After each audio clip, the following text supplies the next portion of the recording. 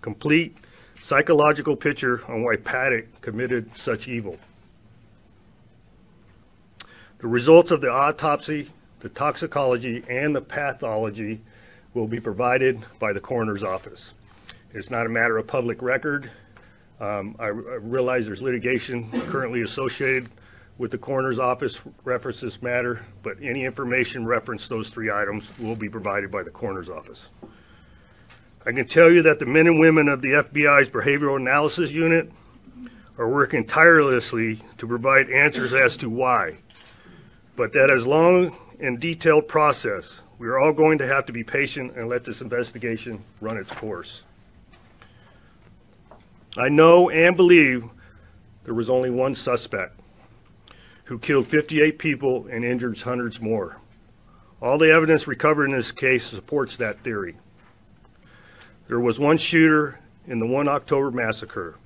There was only one person responsible, and that was Stephen Paddock. We do not anticipate charges being brought forward against Mary Lou Danley. As to any other people, the FBI has an ongoing case against an individual of federal interest. I will not be able to elaborate on that statement because it's a pending investigation. Any further information reference that individual can be provided by the FBI. It is my hope this report will provide the media and the public an understanding of what occurred on 1 October. Before I close, I would like to address an issue a number of you have raised about changes to our police radio system. And specifically, if this will affect your ability to listen to our radio traffic. This change has been in the works for 2 years. 2 years. No relation to 1 October. It will enable our department to go on the open market to purchase end-user devices such as pack sets and radios. We are no longer having to rely on a single proprietary vendor. Subsequently, it will save the department money. It will also allow us to update our radios over the air via the internet versus manually manipulating them. It will also allow our undercover units to have encrypted channels for safety. The press will continue to have access to all our calls for service associated with the patrol division. At the conclusion of this press conference, the report will be made public going to the lvmpd.com website, and we will also send follow-up press release along with a link to this report. As a reminder, the mission of the Las Vegas Metropolitan Police Department is to make Las Vegas the safest community in America and the safest resort destination in the world. You have my word, and this is my goal and focus as the Sheriff of Clark County. We will learn from this incident and do everything in our power to prevent something like this from ever happening again. I'm happy to answer some questions. Yes, ma'am. Are you guys still rolling out any type of terrorism to do with this? Yes, ma'am. On that note, do you have a message for Representative Scott Perry, who went on national television last night to say there was evidence, that he had evidence that ISIS may have been involved? I'd like to see the evidence. Sir, do you have any information to suggest that one of the bullets that was fired by one of your SWAT officers in the 32nd floor Mandalay Bay hotel room struck Stephen Paddock's body? No. Sheriff, in your last on-camera interview, you talked about some of the potential reasons why this happened. You said the report did not have why or a motive in this case, but you said that he was a narcissist, he was status-driven, and that that may have been a determining effect on what he did. Do you still believe that that is part of the reason why Stephen Paddock? I'm comfortable with saying yes to your question. I put out in the public space that he had lost a significant amount of his monetary wealth in close proximity to 1 October, and that may have a driving factor associated with it. So the status, Is that what you mean by Hold on, Ken, I'll get you next. So status, losing money, you think that is a potential motive in this case? It could be. Could be. Like I said, the Behavioral Analysis Unit of the FBI, who are the experts associated with the mindset of individuals of this type, are still in their throes of the investigation. And they anticipate an answer, not in the near future, but in the future. sort of follow what she said and then to what I was trying to get to. Does health play a role in what you just addressed? No, we're not aware of any health issues. You mentioned something earlier that piqued our interest. Preliminary findings of intent. Can you elaborate on that for us, please? No, I can't. Sheriff, Sorry, Ken. Metro's been criticized about the flow of information with the shooting. What would you say to critics about that? Well, I don't understand why they would criticize us. If you look at experience and other police departments across the nation and are willing to disclose information associated to this type of investigation, I think we've been out front. My primary concern is not the media. My primary concern is the safety of the public. And I think we have been more than accommodating with information associated with this. Was there any? That Mary Lou Danley will not be charged in this case? I'm sorry.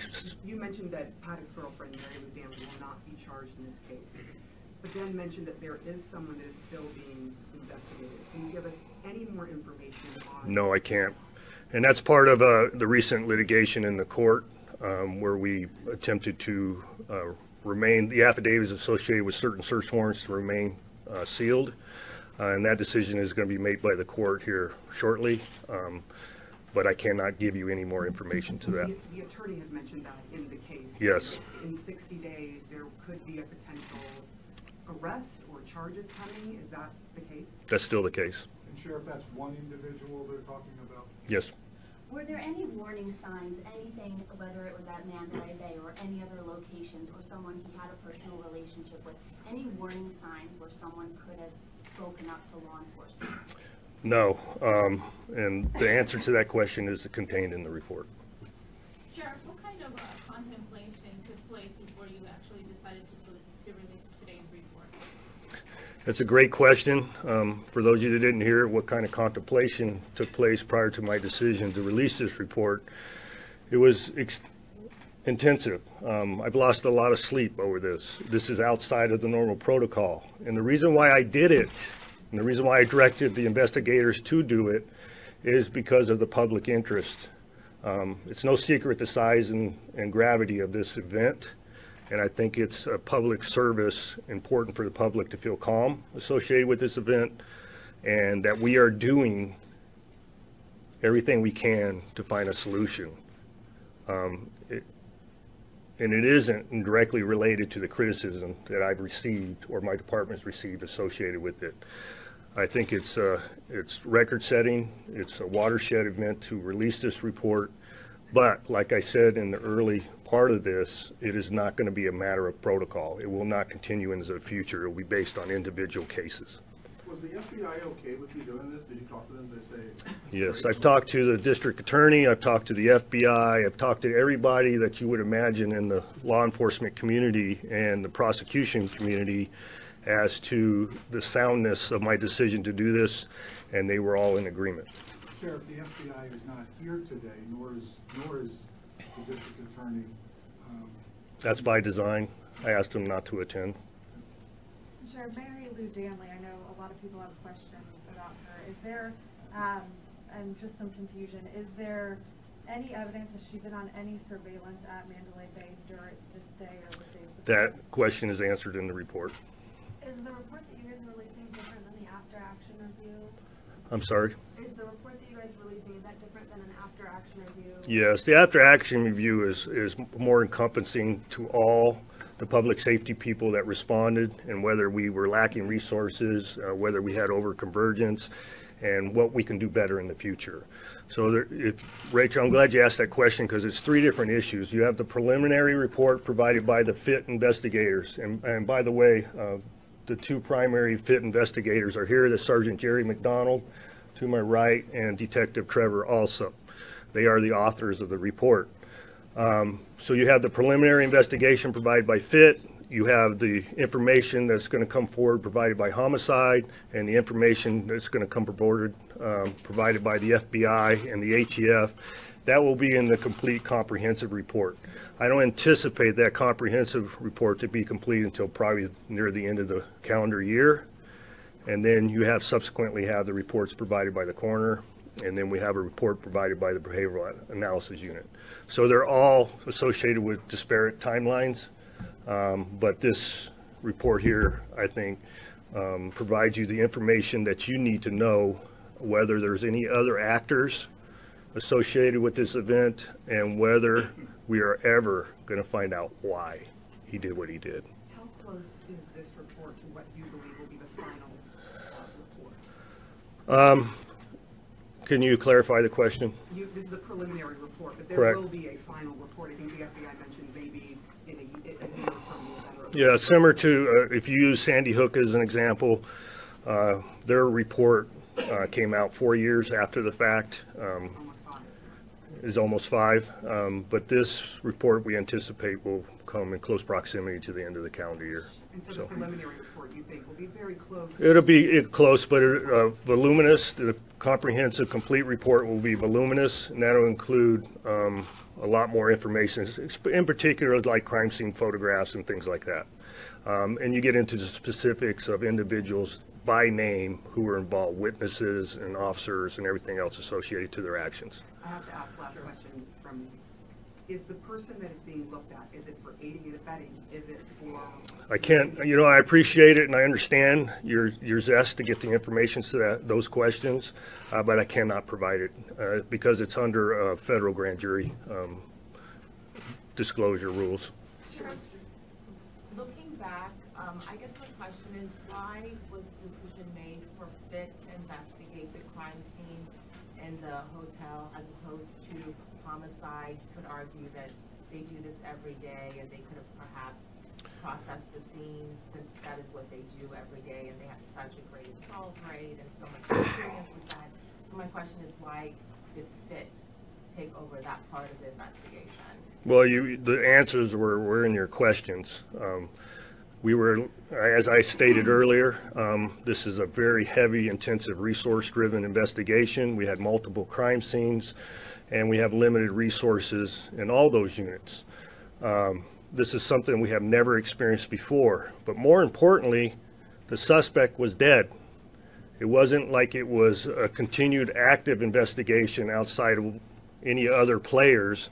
The crime scene was static, and as Craig mentioned earlier, there was an officer involved discharge of his weapon, and that's what FIT is an expert at. They conduct all the investigations involving our officers involved shootings. They are very robust investigators, they're very competent investigators, and that's why the decision was made to do that. Because the accidental discharge was in Mr. Paddock's room. And so the decision was made to bifurcate the investigative resources in order to conduct a complete investigation. And I'm very proud of what they worked. They were very competent and they did a fantastic job. And that's why we did what we did. Has the policy changed now, and would FIT still be the unit to investigate in a similar case like this? I mean, Well, I don't know. Hopefully we never have a similar type case, but that decision will be made at the time. so no policy changes? No policy changes. Sure. At Mandalay Bay at the hotel, it would seem to be one of the early trouble signs would have been the breaking of the windows on the 32nd floor. Do we know when those windows were broken? I don't have the exact timeline on that, but I will refer you to the report. Does the report also include what time Mandalay Bay contacted Metro? Yes. And one more question. Did you determine what made Stephen Paddock stop shooting? No, and I have said it publicly, and I'll stand by it. I believe he believed the wolf was at the door. He believed that we were in close proximity of engaging him, and he decided to take his own life. Did he have capabilities to continue the rampage, as in all guns, some guns working in ammo? He had the capability, and you will see that as evident in the report. All right, Ricardo, thank you. And that was the last question with Ricardo.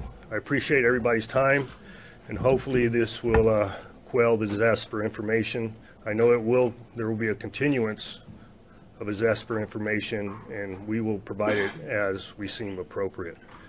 Thank you for your time. Thank you, Sheriff.